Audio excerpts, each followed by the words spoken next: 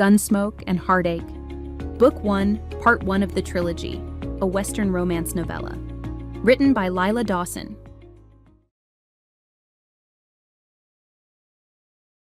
Prologue. Tabitha Henry, 8 years earlier. I clutched Miss Yates's journal to my chest as I ran down the hallway toward my father's study, my heart pounding with excitement. The leather binding was worn down from her many years of use, so I had to handle it carefully. Yet, it was filled to the brim with her notes, curriculum, and hard-earned methods for handling difficult students. It was gold turned to paper. I'd never expected to receive something so precious for my 13th birthday. "Father!" I called out, barely pausing to knock before bursting through the door of his study. "Father, I have something to show you." He looked up from his desk, which was neatly sorted into heavy stacks of ledgers, contracts, and letters. His expression immediately shifted to irritation, but I was confident this would cheer him up. "Tabitha, how many times do I have to tell you to knock properly before entering? I am in the middle of working." "Sorry, Father, but this is really important. I've decided once and for all. I'm going to be a teacher. Ms. Yates said I'd be a natural, and she even gave me her journal with all the methods and—" "A teacher? Really? You're still on that? I didn't think you were actually serious." "I am serious. I want to make a difference like Ms. Yates has and help kids grow and learn. Ms. Yates says being a teacher is one of the most important callings a person can—" Father's laugh interrupted me. It wasn't a fun, joyous laugh. I'd heard it before when he thought someone said something especially ridiculous. "A teacher," he repeated, shaking his head. "My daughter, born into one of the wealthiest families in the country. My daughter who would never want for a single thing in her life and already has men lining up for her future hand in marriage, wants to be a school teacher?" "What's wrong with being a school teacher?" I asked, more defensively than I intended. My excitement was slowly fading into something else. "Tabitha, sit down. I will explain this to you." His voice was cold, harsh. I knew better than to backtalk him at this point, so I slowly walked over and sat in the chair in front of his desk, still clutching the journal to my chest. Teaching is for those who have no other prospects, devoid of ambition. "I'd like to be able to choose my own life," I said, though my voice was weak and barely a whisper. "As a daughter of the Henry family, you have responsibilities just as the men of the family do. Obligations. You are a beautiful girl, Tabitha, and you will be a beautiful woman. Your marriage will secure an alliance that could benefit our family for generations, just as much as any business deal I could ever craft behind this desk. Perhaps even more so. I thought your mother and I raised you to understand your place in the world." "My place?" I snapped. "Teaching school is beneath you. You don't need to lower yourself to things better handled by your lessers.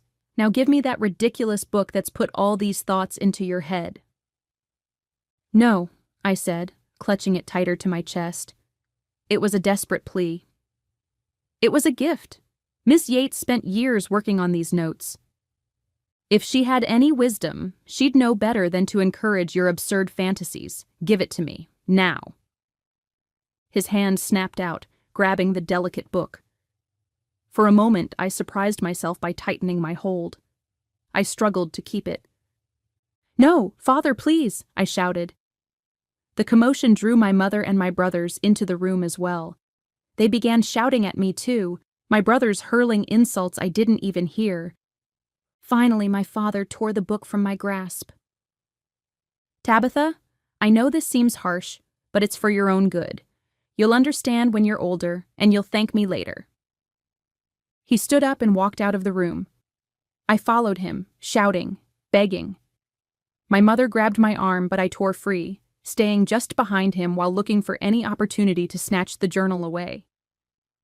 "Father, I'm begging you, please, please." I was hysterical now, unable to hold back my tears. We walked all the way down the hallway and into the kitchen.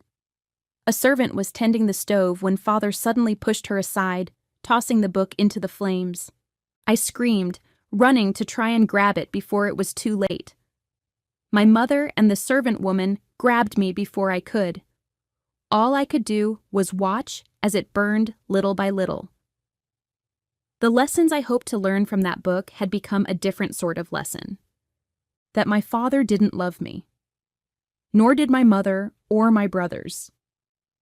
I was an object to be used for the family's benefit. A prize to be won, a currency to be bartered. Just look at you, Tabitha.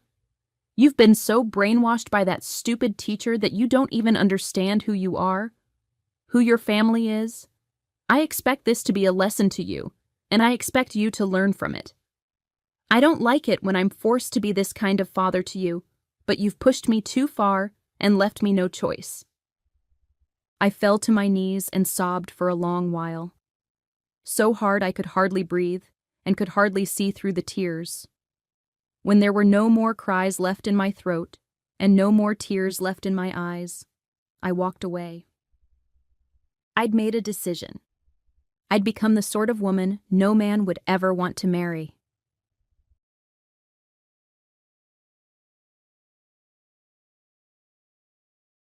Chapter 1. Tom Rowland. Mrs. Henry made the best sassafras tea in the state, and I'd fight any man to the death who said otherwise. After a long day of hard work, not that I'd ever willingly partaken in one, it really hit the spot.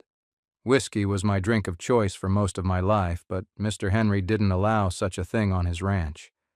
Nor did he allow his workers to partake, insofar as he could prevent it. Most of the men rode into town together on a regular basis to frequent the saloon, but I'd aged out of such indulgences. No.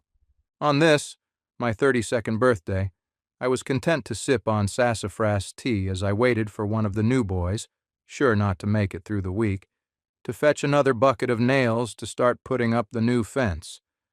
The old one just wasn't cutting it anymore.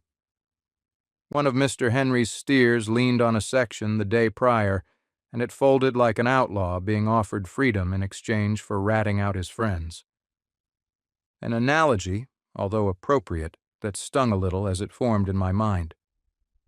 "Here's your nails, Mr. Rowland. I fetched the hammer, too. You didn't mention it, but I figured you'd need one on account of the nails." Shoot. There went my hopes of buying more time by sending him after the hammer. It felt like a crime to swig down half a jar of fine sassafras tea, but that's what I did. Better than letting it spoil in the morning sun. "Good thinking," I said. "Oh, and you ought to just call me Tom. I ain't old enough to be no Mr. Anybody." The young man nodded, still afflicted with the nerves of his first week on the job. He treated the suggestion as a scolding, and his face took on a frown that wouldn't go away. I picked up the pail of nails and had barely extended my hand to retrieve the hammer when the deep voice of Buster Williams, Mr. Henry's ranch foreman, nearly knocked my hat off. Or maybe that was me flinching from the start. Buster was a black man, near 7 feet tall, with a voice that sounded like it belonged to a man twice that size. You'd never know the man was ever a slave. If anything, you'd expect he was the one holding the whip. "Go ahead and put down that bucket, Tom. Mr. Henry's got a prestigious job in mind for you today, more befitting a man of your station. You've been here a little over a year now, so we'd like to start treating you with the respect you deserve." I sighed, placing the pail down on the porch and straightening myself. I folded my arms, lowering my head and bracing myself for whatever nasty work Buster was about to give me. The last time he had that tone, I was stuck shoveling manure that had spent 2 days building up after a new hand quit without anyone noticing. Unfair to blame me for the misdeeds of another man, although I'd been tasked to watch the boy and show him the ropes. I suppose I might have shouldered a bit of the blame. "Mr. Williams, I appreciate the offer, but I'm feeling generous. I'd like to offer whatever task you have in mind to this young man here. I reckon he deserves it after putting up with me all week. I'm sure he's been struggling to keep up with me and could surely use a break from the hard labor." Buster smiled a broad, warm smile, clearing the several feet gap up to the porch with a single large step. He placed a hand on my shoulder and laughed. His laugh would have hurt my ears from the other side of the property.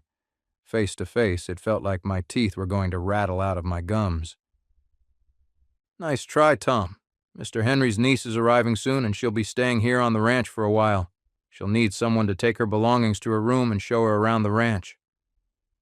I narrowed my eyes, making the mistake I often made of speaking before my brain had a chance to vet the words first. I didn't think he and his brother were on speaking terms anymore. "Marcus Henry doesn't employ us to interpret his family business, Tom. You'd do well to remember that. You know it's a sore spot for the man, so I'd advise you not to bring it up again. Go ahead into town and wait for her at the station. She's due on the 10 o'clock train." Good advice from Buster, as usual. Marcus and his brother Robert weren't exactly enemies, and Marcus certainly wasn't a poor man who'd done little with his life. However, their father's mining company was a point of contention between the two men. For reasons I'd never be brave enough to find out, his younger brother Robert inherited the mines solely, leaving a comparatively smaller inheritance to Marcus. More money than I'd ever see in my lifetime, but compared to a lucrative mining company? Let's just say I could understand the man being a bit bitter. Yeah, I was wrong to mention it. All right, I'll get the wagon ready and meet her. I had a lot of questions. Some I pretty much already had the answers to, and some I'd have loved to ask if I hadn't wasted all of Buster's goodwill on the first stupid thing that popped into my head. I knew better than to ask what the girl looked like. No doubt she'd stand out like a sore thumb in this town. Marcus Henry was one of the wealthiest men around these parts, but he was no Robert Henry, though I valued my employment enough to never say such a thing aloud. Most of all, I was curious why the great Robert Henry would send his precious daughter to this little town. I doubted it was because the girl wanted to see her uncle. Before today, I'd only heard mention of the girl once, and that was by Mrs. Henry in passing. I didn't recall the exact words used, but I remembered they weren't kind. I managed to roll into town just before the train arrived. Not late, in my usual fashion. Didn't want to lose my head by offending royalty, after all. The platform wasn't all that busy today, but I was right about it not being much of a challenge to pick out the princess from the crowd. In fact, I was a little surprised by how much she stood out, and for reasons I hadn't expected. Here I was expecting a little girl, but this was a grown woman. Young, but grown. She had thick, curly blonde hair. It was clean, but little effort had been put into styling or maintaining it. Her blue eyes caught the sun, giving them an otherworldly brightness. Not a hint of fear to be seen in them. In fact, they had the sharpness of a hawk scanning the world below for prey. This girl was trouble, and I knew a troublesome woman when I saw one. She wasn't dressed like anyone would expect a daughter of Robert Henry to dress, but despite her plain clothing, it was clear there wasn't a single tear or stain to be found. Doubtful she'd ever worked an honest day in her life, or even prepped a meal. I took a step forward, tipping my hat as I reached for her largest suitcase. "I handled it all the way here. I don't see why I'd need your help with it now," she scoffed as she stomped around me, her small boots rattling the platform as if the soles were somehow filled with lead. I took hold of the suitcase again as she passed, yanking it from her grip.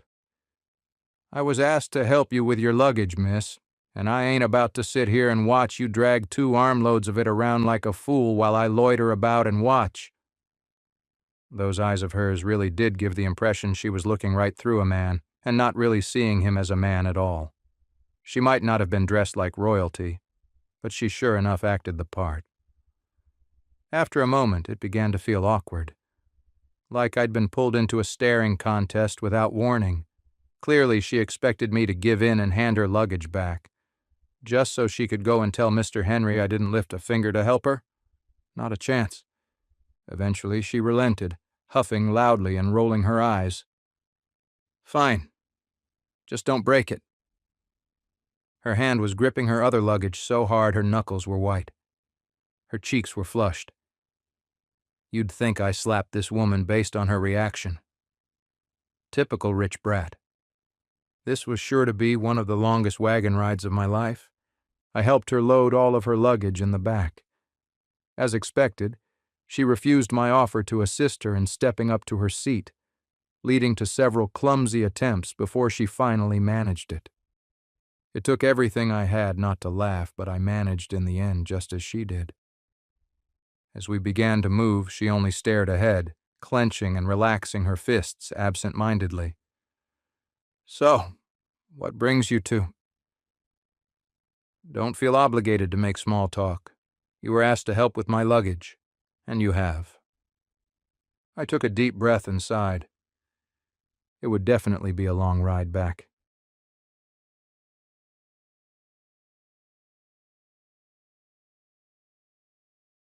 Chapter 2. Tabitha Henry. I hadn't been on a train since I was a small child, but I quickly realized my memories of the experience were rose-tinted. 3 seats back, a child cried incessantly. To my left, an old man reminisced about the war. It never ceased to amaze me how many men romanticized such an awful thing. They dreamed of a time when they could return to the battlefield and kill more brothers, fathers, and sons. As if I needed more reasons to hate men and everything they stood for. We'd all be better off without them. My father, most of all. All the other girls believed that, because my father bought me expensive gifts, it somehow meant he treated our family well. In reality, he treated our home more like a prison. Every action was planned and dictated because he knew better. My brothers were given complete freedom to pursue whatever they wanted in life, but I was never even asked. The one time I told my father I wanted to be a teacher, he laughed. I'd been eager to tell him after seeing how he'd reacted to my 2 brothers sharing their ambitions. One wanted to join the army, and the other wanted to help him with the family business. I'd never been included in any talks about the family business to begin with. In fact, the only time I'd ever come up in any conversation between my parents was to weigh my suitability to be married to particular men. Ultimately, that's what led me to this train.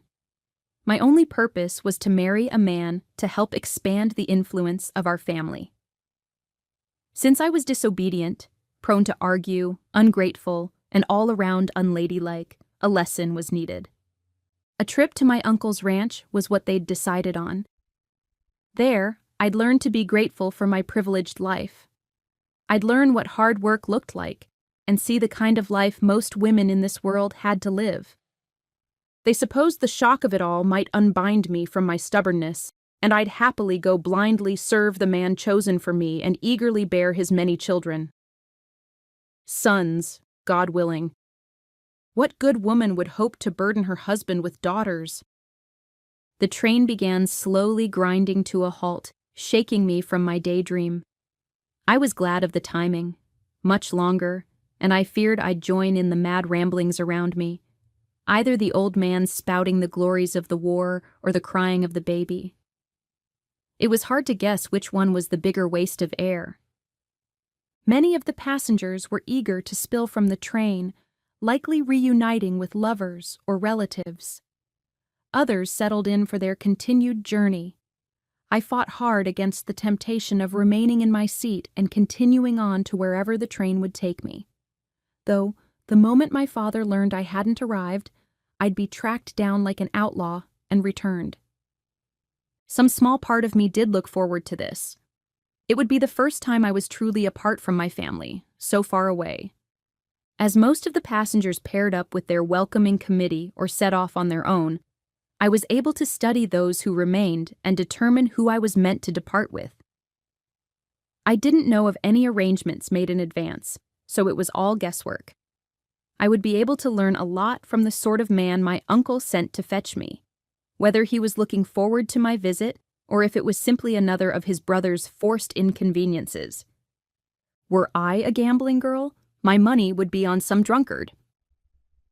As my eyes settled on one of the few remaining men waiting near the platform, I finally figured it out. A cowboy, hastily dressed for the job in a half-hearted attempt to make himself look presentable. His hat was stained and dirty, just like most of the rest of him. He wore a button-up shirt, half unbuttoned to the point he may as well have not been wearing one at all. His curly brown hair barely reached his ears, and he squinted in my direction in a way that made it impossible to determine his eye color. One of the necessary worries of a woman was encountering a man too interested in her. This man could not be more disinterested in anything if he tried. As he approached me, I knew the first thing he'd do was take my luggage, assuming I was too small and weak to carry it myself the short distance to the wagon, despite having handled it myself for the entirety of the trip. Though, after a brief exchange of unpleasantries and half a dozen sighs from him, we managed to board the wagon he'd prepared and get moving. Even though I'd just told him it was unnecessary to make small talk with me, my curiosity eventually got the better of me. "What's your name?" I asked. "Does exchanging names count as small talk?" he replied, not even looking at me. Somehow, his mirroring of my pettiness made me all the more aware of it, though I had plenty of reason to be petty and very little reason to be otherwise. "Fine, I couldn't care less about your name." "Funny you asked, then." He turned and looked at me for the first time, grinning. Something about his grin felt especially off-putting, like he had so many things to hide, but even worse, like he knew I was hiding something. "Isn't it? You have quite a haughty disposition for a ranch hand. I wonder if you'd be so smug if I told my uncle you were rude to me." "Smug!" he shouted, startling me. That's the word I was thinking of. I couldn't remember it. I narrowed my eyes at him. What sort of game was he playing? "What are you talking about?" I asked. "I was trying to think of a word to describe you," he replied, and it was on the tip of my tongue. "Smug, that's the one." "I'm not smug," I said, my cheeks warming. I couldn't believe he'd say something like that. What an annoying, ridiculous man. It was as though he'd never spoken to a woman in his life and had no idea how. "Oh? Sorry, my mistake." He was briefly silent before sighing again. "My name's Tom. To tell you the truth, I didn't even know you were coming, or that I'd be picking you up until a few hours ago." I finally caught a better look at his eyes as we passed beneath just the right angle of sunlight. A light hazel that almost looked golden in the glare. "What does that have to do with anything?" I asked. "You were punctual enough." "Now that sounds like a good thing to tell your uncle. I was punctual. After today, I doubt we'll need to speak to one another again." I squeezed a handful of my dress into my fists as I held them firmly in my lap. This would be an embarrassing question, but my only opportunity to ask before arriving. "What sort of man is my uncle?" He shrugged, almost as though he didn't understand the question. "How should I know? I'm not his niece." I tilted my head, once again taken aback by his rudeness.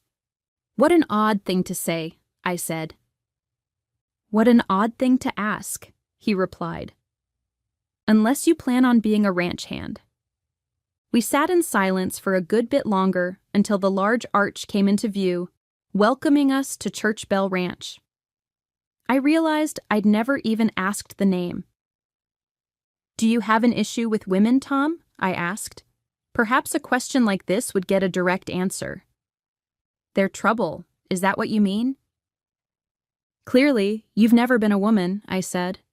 "I've never been a rattlesnake either," he replied. Before I could catch myself, I sighed. He'd somehow made me stoop to his level. Something was clearly wrong with this man. I hadn't smelled any alcohol, but maybe he'd been drinking all the same. The sooner I could be rid of him, the better. I didn't know exactly why his presence irritated me so much, only that it did. Fortunately, the ride had ended. My aunt and uncle were there to greet me.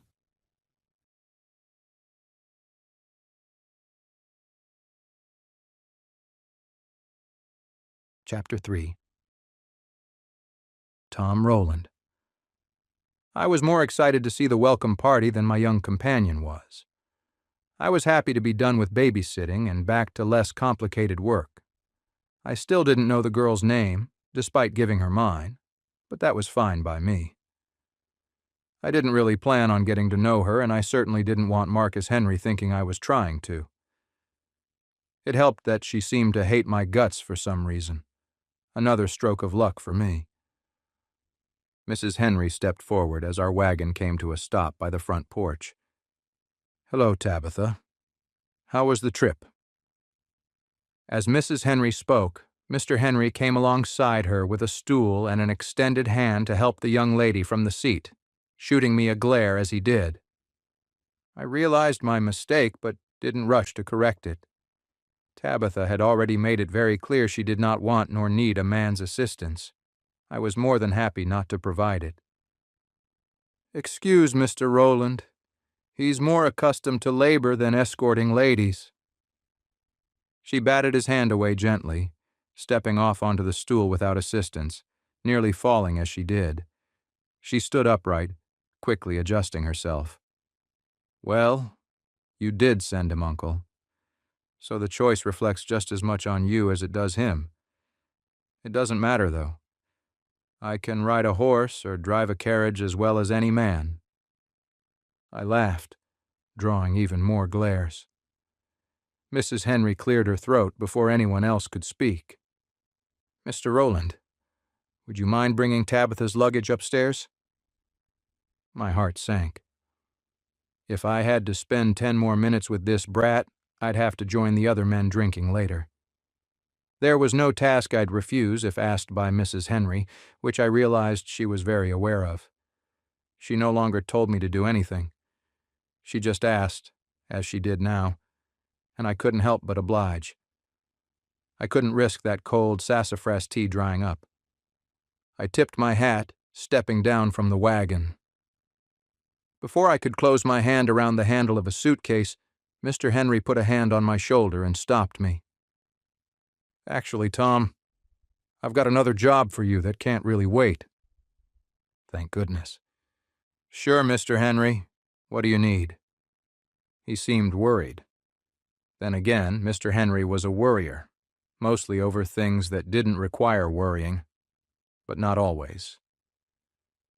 "I need you to take a few of the men up to the northern property line. They're waiting for you at the stables. One of ours was up there earlier and found some of the new neighbors messing with the fence. Said they weren't too kind when he tried talking. I'd like you to talk to them and resolve the matter." That was certainly odd. "Oh, do we know anything about why they'd be up there? Their property isn't even all that big." "Not a clue. I know you're not fond of guns, but you should probably carry one for your own safety." I sighed but nodded along with the request. It would be foolish not to, though he was very correct that I wasn't all that fond of guns. "How about I take the new guest with me? You want to ride out with us?" I said, turning to her with a grin. That caught her off guard, which I took pleasure in. It was the first time since she arrived that she didn't seem to know what to say. "Tom Rowland," Mrs. Henry scolded. "Stop teasing the poor girl. She only just arrived, and you're making light of a very serious matter." I laughed, but was quick to calm the ranch matriarch. Mrs. Henry didn't anger often, and she wasn't at that point yet, but she was mean as a rattlesnake when she did. "Apologies. Don't worry. I'm sure it's just some confusion about the property line. We'll get it cleared up, Mr. Henry." Mr. Henry gave my shoulder a squeeze, my assurance seeming to lift his spirits a bit. I tipped my hat to the young lady, clearly still irritated with me and as happy to be away from me as I was to be away from her. I made my way to the stables to meet up with the other men. We rode out right away, knowing it would take us some time to get all the way up there. Mr. Henry owned well over 1,000 acres and didn't exactly make use of it all. Much of the land ended up just being used for hunting, one of the perks of the job. Despite the perks, the work was hard and the turnover was high. Of the 4 men riding with me, I could only remember the name, or nickname, of 2 of them. Terence Dempsey and a man they called Ditch. Ditch, on account of where his friends found him once nearly frozen to death. They hoped the nickname might discourage him from ending up in one again, and so far it seemed to have the intended effect. The other 2? I'd talked to them a few times, but couldn't remember their names for the life of me. After the first time, I hated asking again. I figured they wouldn't stick around long enough for it to matter anyway. "Is it much further, Tom?" the youngest boy asked. He couldn't have been more than 16 years old. The gun on his side flopped from his belt being too loose, and I wondered if his finger would be able to reach the trigger on that pistol even if he could manage to draw it, if the weight didn't tire out his arm before he could. Then again, we weren't going to war. Hopefully. "It's not much further," I said, slowing down. My horse Hooper was a red chestnut mare, nothing special, at least at a glance. Didn't cost me a dime other than time and a lot of bruises. Mr. Henry had tried to sell her a few times, but she had a bad temperament for riding or just about anything else. It took a few months, but I wasn't about to look a gift horse in the mouth. Literally, in this case. "Maybe give us a warning when you're going to stop like that." "Not everyone's horse minds as well as yours does," Terence said, struggling to get his own horse to slow. "Yours just likes to run, that's all." Might come in handy today, but that's what I wanted to talk to all of you about. We're almost to the property line. Now, we don't know anything about these new neighbors. Maybe they're good folks. Maybe they like to drink and run their mouths. They'll probably have guns, too. Last thing we need is a problem. Our problem becomes Mr. Henry's problem. Am I clear?" The 4 men nodded, but I found myself wishing I'd just gone by myself and dealt with whatever consequences came of that. We sped up again, and it wasn't long before we arrived. I was hoping the men would already be gone, but they were still here, 3 of them. All 3 had pistols on their hips, and all 3 had rifles on their horses. "Hello, gentlemen," I said, removing my hat as we rode up next to the partially dismantled fence. They were bold to do something like this to Mr. Henry's property, bold and possibly impaired by the influence of alcohol. "This here's private property," Terence said as he dismounted. The rest of us followed suit. The older man in front of us looked up from his digging, stroking his long gray beard thoughtfully. "Yeah, I reckon it is." "Well, then you know who owns it," one of the young boys said. I needed to work on my instructions, obviously, because they'd clearly not understood what I meant by avoiding a problem. I held up my hand, hoping to signal my 2 co-workers to take it down a notch. At the same time, I slowly inched myself closer to the bearded man closest to me. "We gonna have a problem?" a bearded man asked from the other side of the fence. He shared a similar look to the old man. A relative, for certain. The moment he rested his hand on his pistol, I knew our problem had just become a lot bigger than a damaged fence.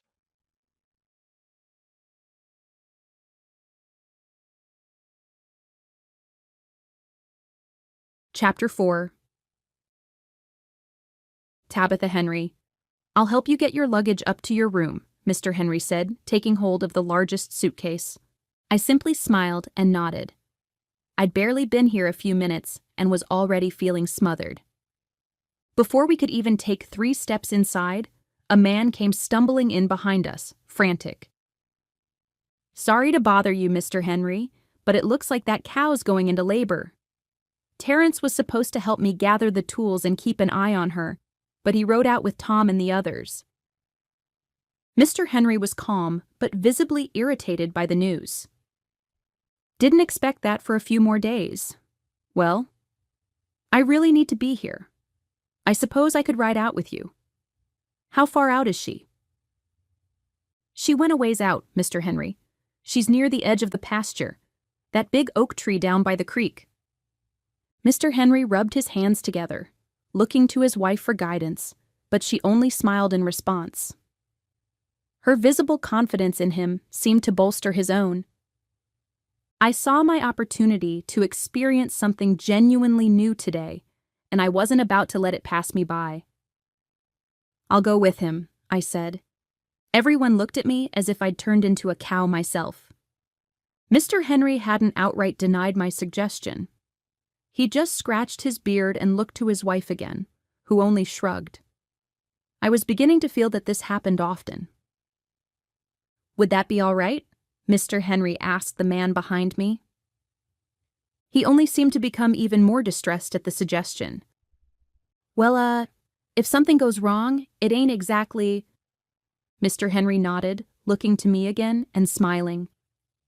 The same sort of smile you'd offer a child when attempting to explain something they aren't truly capable of understanding.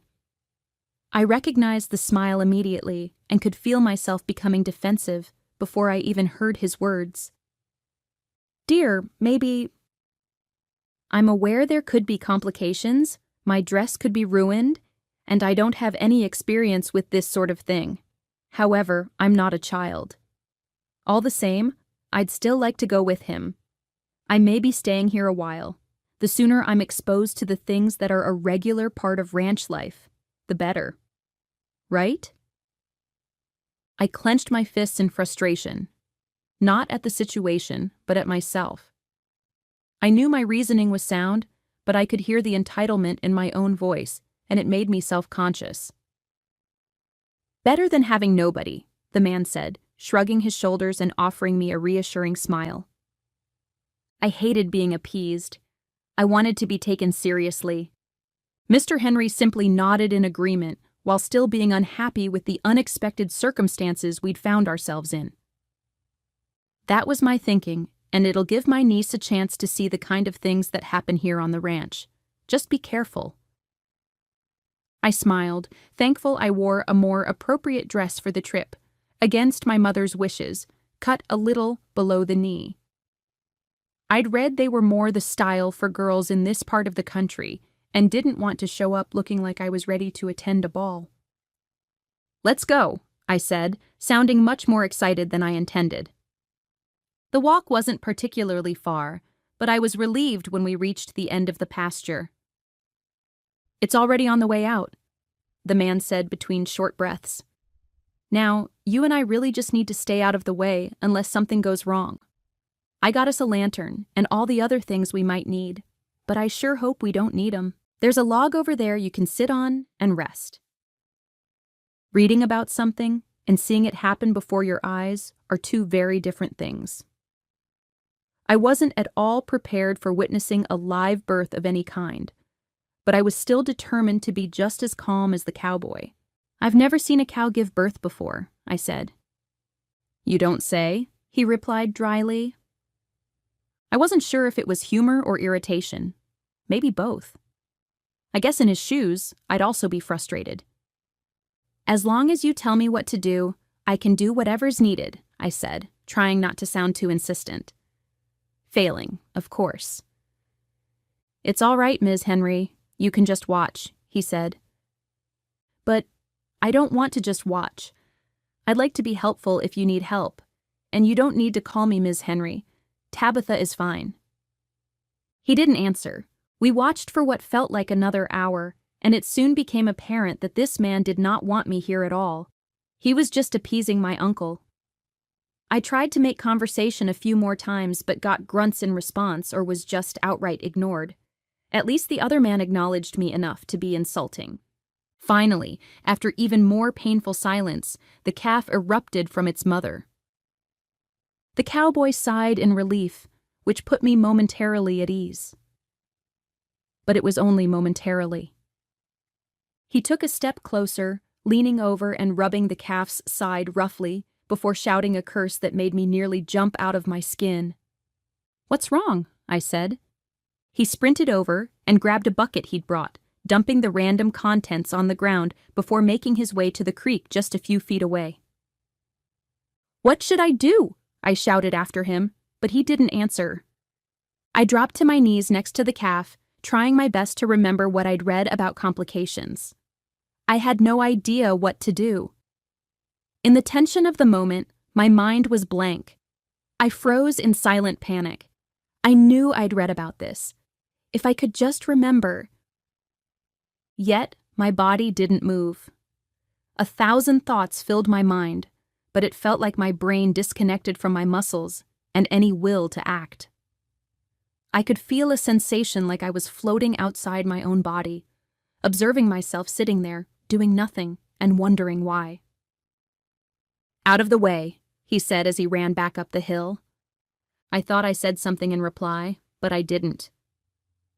"Out of the way," he repeated, shouting this time as he shoved me aside, causing me to stumble and fall flat on my side in the grass a few feet away. He tossed a bucket of water on the calf's head, and it flinched. It was alive, at least. The man shouted another curse and dropped to his knees, sticking his fingers in the calf's mouth and digging out mucus. In the next moment, he was on his feet, picking the small animal up by the back legs and swinging it from side to side.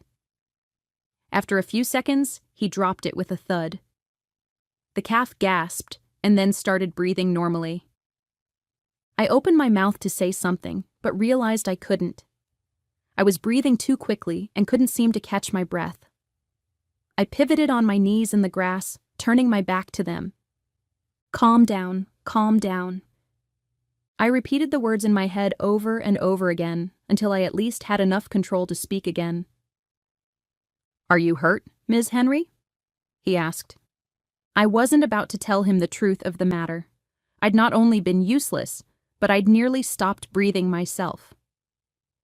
"Please don't tell your uncle I shoved you. He'd have my hide if I let that calf go. But he'll be just as mad if you go back in tears. I need this job, Ms. Henry." I just shook my head, waving my hands as I struggled back to my feet.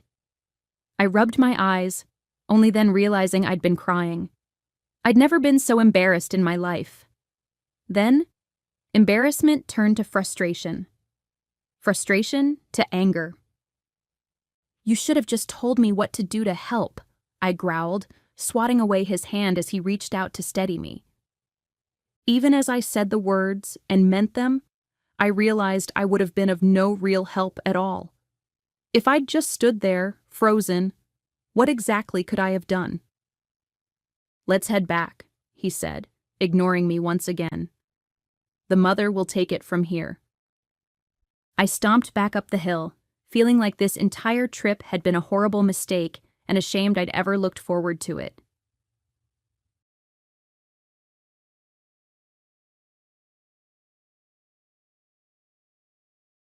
Chapter 5. Tom Rowland. Once men's tempers run hot, almost nothing in the world can cool them down. Egos come into play, and no man wants to be seen as the weaker. In my life, I'd realized just how many of my problems could have been solved or altogether avoided just by taking on the role of the weaker man in a conflict. It didn't always work, of course, but did surprisingly often. Now, one might assume the young would be the most difficult to persuade when tensions are running high. Sometimes that was true, especially in a lone encounter. Young men haven't yet learned their limits, or come to terms with what they're willing to sacrifice for the paltry prize of feeling tough, or maybe having something to brag about to their friends later. Yet, they weren't the worst. The worst was a man in the presence of those he valued the opinions of, especially their opinions of him. Catch a man in front of a girl he wanted to impress, or a son in the presence of his father, and you found yourself a man almost impossible to talk down. Far worse than a man compromising his opinion of himself is sacrificing the opinions others hold of him.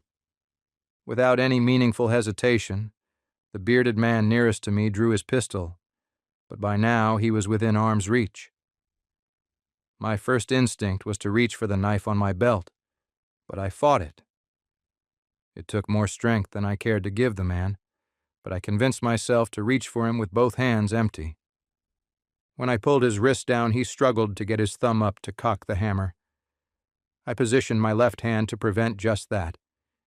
Even with my attention elsewhere, I heard the familiar sound of guns clearing leather. "Don't shoot!" I shouted. As I did, the man managed to cock the hammer and fire.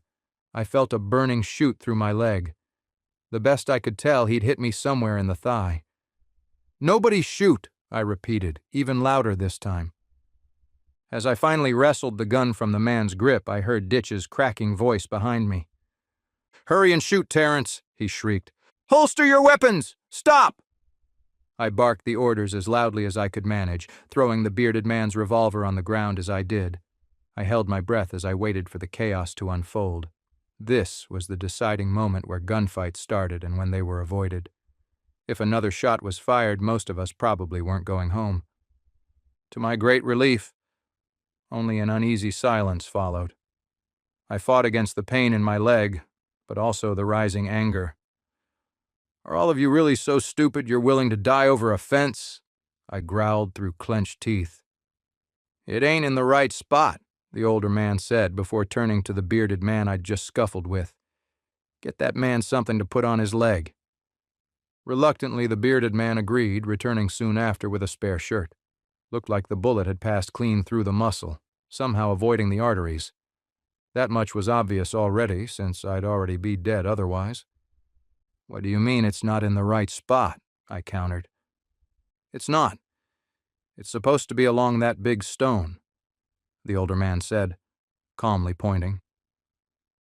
I strained my eyes, swiveling my head in every direction. I couldn't see any stone in the distance.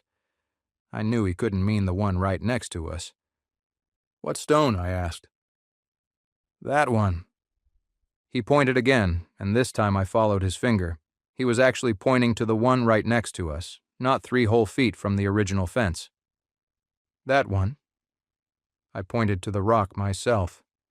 I took a step toward it, intended to kick it, but the sharp pain that went through my leg stopped me.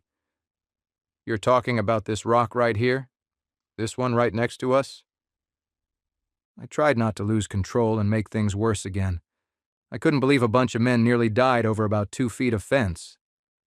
"That's right," he said, firm. As silly as it seemed to me, it was a matter of principle to the old man. That's what the deed states. "And you're not contesting anything beyond this section? Just this short run of fence that passes by the stone?" "That's right," he said again. To my surprise, he produced the deed from his back pocket, unfolding it and pointing to the section in question. I did my best to ignore the pain surging through my leg, pressing the shirt against it. There was an exit wound, I was pretty sure, but I wasn't bleeding out, so I didn't worry too much about it. If I had to, I was willing to spend a lot more time here to avoid riding back out again later. Today the man was open to talking. Tomorrow he might not be. "Well," I began, knowing what I was about to say might be a huge mistake that could cost me my job or more. "I'm reluctant to speak on behalf of Mr. Henry, but I'm pretty certain this is something he can live with. Like you said, it's plain as day in the deed. Mr. Henry can check his deed and see how things match up. Could be that whenever this fence was put up, they were just off a little bit. Things like that happen. Carter Richardson," he said, holding out his hand. I accepted it, giving him a firm handshake. "This here's my son, Anthony. If you want a doctor sent out, I'll be glad to cover the expense." "Tom Rowland." "I appreciate the offer, Mr. Richardson, but it's just a flesh wound, really. If anything, it might convince Mr. Henry to give me the rest of the day off." "All the same, we're willing to make it right. Apologize, son."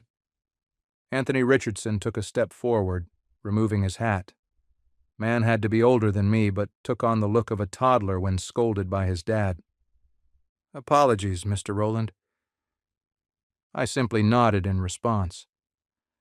Last thing I wanted to do was encourage another back and forth when all I really wanted to do right now was get back to the ranch and take my weight off this leg. "We done here, gentlemen?"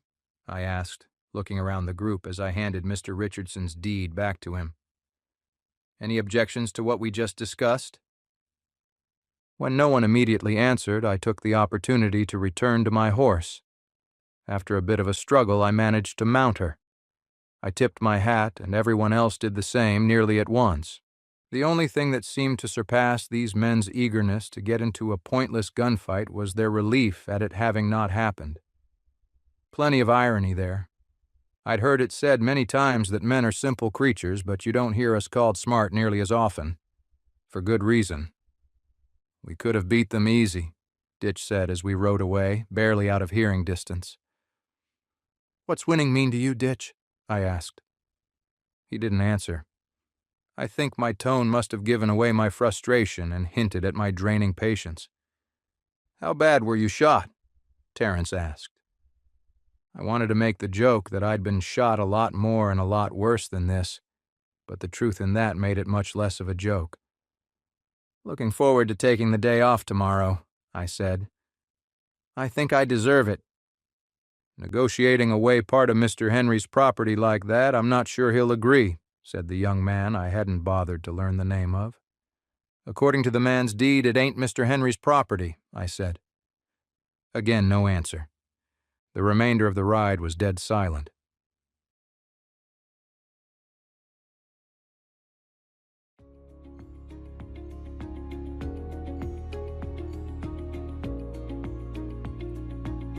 If you're enjoying our audio content, please like and subscribe. It's the best way to help out the channel.